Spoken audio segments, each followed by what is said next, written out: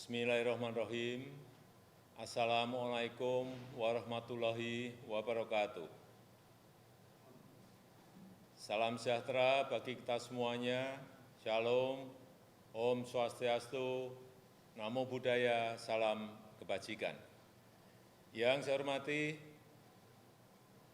Bapak Wakil Presiden Republik Indonesia, para Menteri, Panglima TNI, Kapolri, Jaksa Agung, Kepala BIN, dan seluruh kepala daerah yang hadir, Bapak Ibu Gubernur, Bupati, Wali Kota, beserta seluruh jajaran Forkompinda Provinsi, Kabupaten, dan Kota yang saya hormati. Kita tahu BOR, positivity rate kita, kemudian RT kita sudah di bawah standar WHO. Artinya pada posisi yang baik, pada posisi yang rendah. Tetapi perlu saya ingatkan bahwa pandemi ini belum berakhir. Kita memang kasus harian dalam 4 hari ini, misalnya 22 Oktober hanya 760, 23 Oktober 802, 24 Oktober 623, dan 25 Oktober 460. Memang kalau dibandingkan saat puncak, saat itu sampai 56.000, memang ini adalah angka yang sangat kecil sekali. Perkembangan kasus harian betul-betul turun sangat drastis. Tetapi hati-hati, tren dunia dalam minggu ini semua negara naik. Naik 2%. Padahal 3 minggu, 4 minggu yang lalu trennya turun. Di Eropa misalnya, dalam minggu ini naik sampai 23%. Di Amerika Selatan naik 13%. Inilah yang harus mengingatkan kita bahwa kita harus tetap pada posisi hati-hati, pada posisi waspada. Karena dunia masih dihadapkan pada ketidakpastian.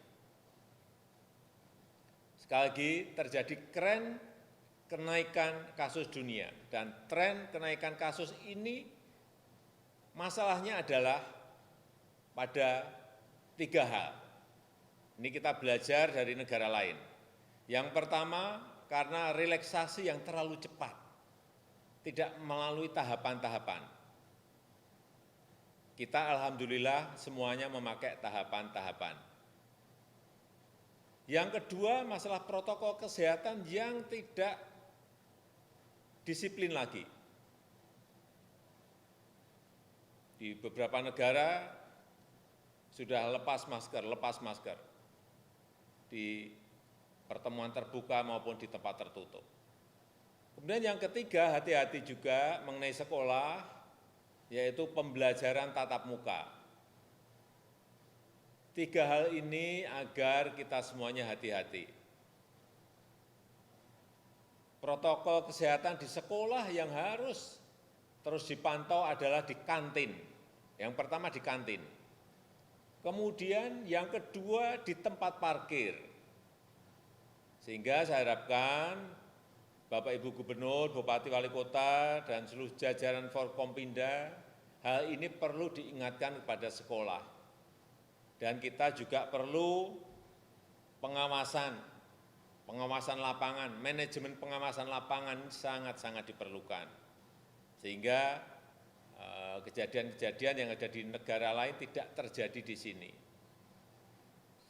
Saya ingin mengingatkan, ini hati-hati, provinsi yang terjadi kenaikan kasus meskipun hanya kecil, tapi hati-hati. Kenaikan sekecil apapun harus hati-hati. 3 minggu yang lalu Maluku Utara, tetapi sudah melandai. Nah, ini tolong diwaspadai. Kemudian yang 2 minggu yang lalu, Papua Barat, Sulawesi Barat, dan juga Sulawesi Utara, tetapi juga sudah mulai melandai. Tapi juga ini tolong hati-hati. Dan yang terakhir, ini di minggu-minggu kemarin, itu Gorontalo, Kalimantan Barat, dan Sulawesi Tenggara yang sedikit mulai merangkak naik, tapi apapun meskipun kecil merangkak naik tetap harus diwaspadai. Artinya apa? Kenaikan itu ada meskipun kecil. Oleh sebab itu, saya minta Gubernur, Pangdam, Kapolda mengingatkan kepada Bupati, Wali Kota, kepada Kapolres dan juga Dandim, Danrem, agar tetap meningkatkan kewaspadaan, memperkuat tracing dan testing, dan juga tes betul-betul kontak eratnya dengan siapa. Kemudian juga ada 105 kabupaten kota di 30 provinsi yang kasus positifnya naik. Meskipun sekali lagi, meskipun sedikit, tetapi tetap ini harus diwaspadai. Ada 105 kabupaten dan kota. Saya ingin mengingatkan agar kita semuanya memaksimalkan penggunaan platform Peduli Lindungi, utamanya di mal, di tempat-tempat wisata, kemudian di pasar-pasar. Saya berikan contoh misalnya di 2 tempat ini. Ini satu rombongan keluarga yang QR code-nya hanya satu, artinya yang lain nggak terpantau. Kemudian ada yang tidak ada QR code Peduli Lindungi, tetapi tetap dibuka. Controlling seperti ini harus diingatkan kepada warga kita, tempat-tempat wisata, mal, dan lain-lainnya harus terus diwaspadai dan dikontrol. Saya juga ingin mengingatkan vaksinasi, yang paling penting kedua vaksinasi.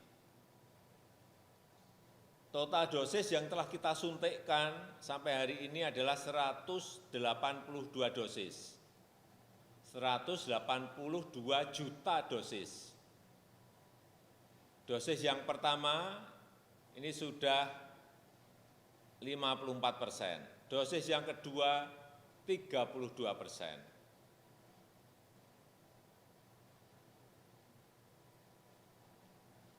Saya ingin mengingatkan agar yang namanya vaksinasi terus dikejar, baik vaksinasi dosis yang pertama maupun dosis yang kedua.